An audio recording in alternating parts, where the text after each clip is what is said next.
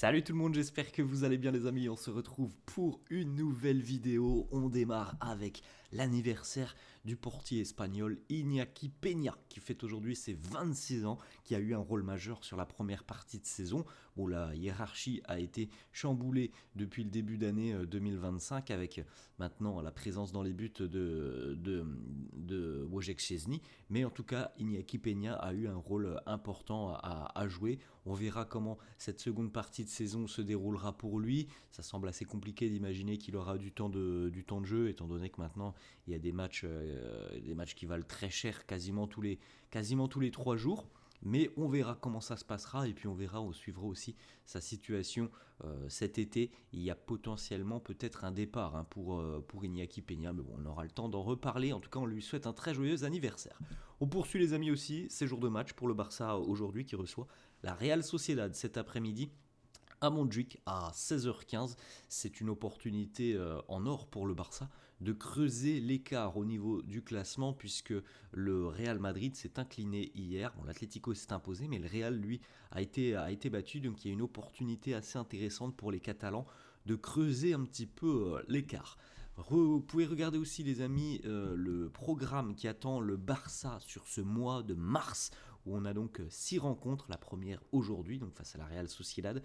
On rejouera aussi mercredi face au Benfica, ça sera évidemment en Ligue des Champions, huitième de finale de Ligue des Champions, ça sera à l'extérieur cette première rencontre. Samedi prochain, le Barça sera de nouveau à la maison en Liga, ça sera face à Osasuna, une équipe qui avait battu le Barça au match aller. Le mardi 11, de nouveau à la maison en Ligue des Champions, le match retour de LDC face au Benfica. Après, on aura le gros duel, peut-être le duel pour le titre, on verra tout ça. Le dimanche 16 mars, le Barça en déplacement du côté de Madrid pour affronter l'Atlético. Ça sera peut-être un duel à 6 points. Bon, d'ici là, il y a encore des matchs de Liga qui peuvent modifier le classement, mais voilà, évidemment, c'est une date qui a été cochée par les deux équipes. Ensuite, les amis, comme vous le savez, il y aura cette fameuse trêve internationale. C'est pour ça qu'on ne joue pas pendant une quinzaine de jours. Et puis, on se retrouvera fin du mois, le dimanche 30, pour la réception de Gérone pour le derby catalan. On regarde les amis les unes des quotidiens catalans, le quotidien Sport qui titre Regalo al Barça, le cadeau du Real Madrid au Barça, le Real battu hier logiquement d'ailleurs, le Betis a été meilleur, la tête des mauvais jours pour Kylian Mbappé, la tête des mauvais jours de toute façon pour l'ensemble du Real qui encore une fois perd des points précieux. Défaite 2-1 du côté du Betis, le Barça a l'opportunité de prendre 3 points d'avance sur le Real Madrid, avec la petite déclat aussi d'Hansi Flick ici qui annonce des changements dans son 11 titulaire. Ensuite, la une de Mundo Deportivo, c'est un peu la même chose. Occasion de oro, une occasion en or pour le Barça de creuser l'écart au niveau du classement déjà sur le Real. Bon, l'Atlético, comme on l'a dit, l'Atlético c'est juste là. C'est imposé 1-0 face à Bilbao. Donc l'Atlético est juste derrière, mais en tout cas, voilà, il y a une course à 3, donc dès qu'on peut mettre un petit peu de pression sur l'un des 3, c'est déjà pas mal. L'Atlético a pris des points, le Real en a perdu, donc il y a une occasion assez intéressante pour le Barça cet après-midi de creuser l'écart. Rafinha 2030, on en parlera dans quelques instants. Le Barça est en train un petit peu d'étudier notamment les options pour prolonger le contrat de Rafinha et aussi inclure une nouvelle clause libératoire.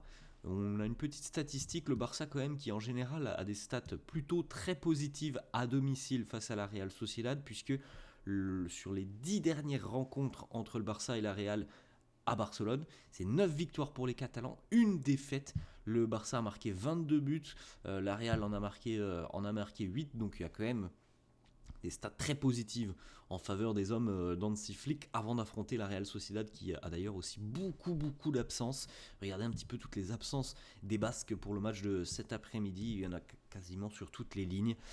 Kubo, Becker, Aguerd, Susic, Pacheco, Zakarian, Odriozola. Donc ne serait-ce imaginer que voilà, Odriozola et Kubo qui sont quand même deux joueurs très importants dans le système offensif, c'est évidemment des gros problèmes quand même pour l'offensive de la Real Sociedad qui, comme on l'a déjà dit hier, est l'une des plus mauvaises attaques de Liga, la Real Sociedad.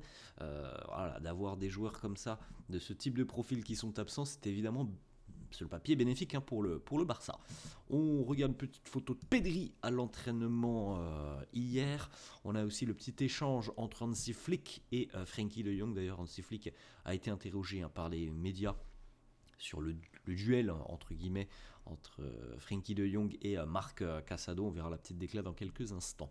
Vous pouvez jeter un petit coup d'œil les amis, la compo d'équipe probable du quotidien Sport qui nous propose donc Chesney dans les buts, Araujo Cubarsí en charnière, Gérard Martin à gauche, Koundé à droite, milieu de terrain Casado, Pedri, Gavi, et puis en attaque le trio Lamine Yamal, Lewandowski et Rafinha. Vous pouvez jeter un petit coup d'œil aussi si ça vous intéresse au 11 de la Real Sociedad. Ensuite les amis, on va regarder quelques déclarations d'Hansi Flick en conf de presse hier. Premièrement, il l'a dit et on l'a vu tout à l'heure sur la une de Sport ou de Sport, oui. Il nous dit voilà, on va certainement réaliser un petit turnover. Il nous dit comme je le dis toujours, nous avons besoin de jambes fraîches et demain pourrait être un bon jour pour introduire des changements. Alors voilà, il y a eu ce match il y a 3 jours maintenant, donc potentiellement aussi peut-être des joueurs qui ont besoin un petit peu de souffler par rapport à cette rencontre en milieu de semaine en Coupe du Roi. Donc voilà, potentiellement quelques changements dans le 11 cet après-midi. Hansi Flick qui nous dit la Real Sociedad est une très bonne équipe. Ils défendent très bien. Ils sont bons avec le ballon, ils savent comment jouer au foot. Nous devons être prêts. Alors, on a vu les amis, les absences, je trouve que c'est des absences quand même très importantes pour la Real Sociedad. Quasiment sur toutes les lignes, il y a des absences majeures. Donc le Barça, à son meilleur niveau, doit évidemment être en mesure de bien bousculer cette équipe de la Real Sociedad. On enchaîne avec petite déclat, l'Atlético, le Real Madrid, il nous dit, comme je l'ai toujours dit, on se concentre sur nous-mêmes, sur nos prestations, on doit faire notre boulot. Peu importe s'il y en a un qui joue avant nous ou après, c'est comme ça, il n'y a aucun problème avec ça. Bon, le Barça joue aujourd'hui après donc ses deux adversaires, ses deux principaux adversaires. La semaine dernière, ou il y a 15 jours, c'est le Barça qui avait joué en premier et ensuite les deux équipes de Madrid. Bon, c'est comme ça, là, le Barça a l'opportunité d'être au courant des résultats des deux équipes. Voilà, c'est comme ça. On continue avec une autre déclat. On l'avait dit il y a quelques secondes. Voilà, cette alternance Marc Casado, Frenkie de Jong.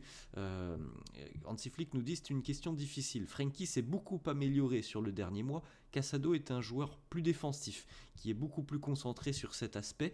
Alors que avec Frenkie, on peut avoir plus de possession et être un peu plus offensif. Casado est un très jeune joueur. Il peut encore évidemment s'améliorer. Mais il faut aussi le dire, sur sa première saison, il a fait déjà des choses qui sont très très bonnes. Il peut déjà être très fier de ce qu'il a réalisé cette saison. Franchement, c'est l'une des révélations de la saison. Quand on fera un bilan en fin de saison, des choses très positives, on pourra parler de Marc Casado. Je pense qu'on pourra vraiment saluer la première saison de Casado au plus haut niveau, qui est déjà quand même exceptionnelle. Maintenant, bon, il joue peut-être un petit peu moins depuis 2 mois et demi maintenant, mais ce qu'il a déjà fait, ce qu'il a déjà montré sur cette première partie de saison est assez exceptionnel et très encourageant pour le futur. Ensuite les amis, petite info qu'on a vue tout à l'heure sur la une de Mundo Deportivo, le Barça souhaite prolonger le contrat de Rafinha jusqu'en 2030. La clause libératoire est en cours de négociation afin qu'il puisse partir pour un prix raisonnable en 2026, évidemment si il souhaite quitter le club. Mais voilà, on est en train de finaliser peut-être une prolongation de contrat et de fixer une clause libératoire raisonnable si toutefois il souhaite quitter le club, ce qui n'a pas l'air d'être pour le moment d'actualité. Rafinha, on l'a déjà vu pas mal de déclarations, il est très heureux d'être à Barcelone.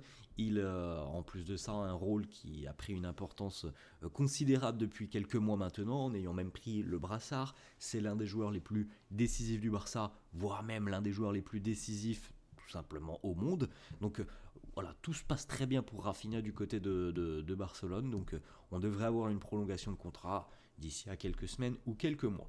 Autre petite déclat de Flick, cette fois-ci sur Wojciech Szczęsny, il nous dit ce n'est pas moi qui propose les prolongations aux joueurs, c'est le boulot de Deco. Comme je l'ai dit auparavant, moi je me concentre sur l'équipe que j'ai. Évidemment, je suis très heureux de l'apport de Szczęsny. Je suis très heureux de ce qu'il fait. Donc voilà, on peut penser peut-être qu'on discutera d'une prolongation de contrat aussi en fin de saison. On rappelle que Szczęsny était sorti de sa retraite. On verra aussi quelle sera sa position là-dessus. Peut-être que lui, Szczęsny, peut-être, on ne sait pas, hein, peut-être que dans sa tête, c'était tout simplement, voilà, je viens faire une année pour aider le Barça, mais j'ai pas envie d'en faire plus. Voilà, on en saura certainement plus en fin de saison. Autre information, les amis, on va terminer là-dessus. C'est la mauvaise nouvelle quand même de ce samedi du côté du Barça. Nouvelle rechute pour le défenseur danois Andreas Christensen, qui a été touché lors de l'entraînement au niveau du muscle solaire. On s'attend à ce qu'il y soit absent encore pour à peu près un mois. Donc, potentiellement un retour début avril. C'est assez dingue quand même pour Andreas Christensen, cette fragilité qu'il a depuis de nombreuses semaines, voire de nombreux mois maintenant. On l'a quasiment pas vu de la saison, hein, malheureusement, pour cause de pépins physiques. Voilà les amis, la fin de cette vidéo, j'espère que ça vous a plu. N'hésitez pas comme d'habitude à lâcher un petit pouce bleu. Merci à tous ceux qui le feront. N'hésitez pas à vous abonner à la chaîne. Merci à tous ceux qui le feront aussi. Je vous souhaite une bonne journée et un bon match. Ciao.